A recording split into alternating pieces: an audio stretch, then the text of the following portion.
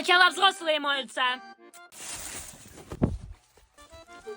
Борис! Чего? Веники дай. На. Угу. Компотик будешь? Боренька. Спасибо. Банька просто супер. Боренька, дай я сейчас полоснусь. 5 минут.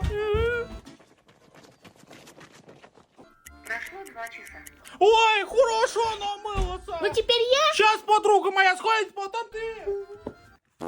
Галоши, что ли, скрипят? Ой. Че сидишь, иди? Наконец-то! Мой черед! Бля, въебался.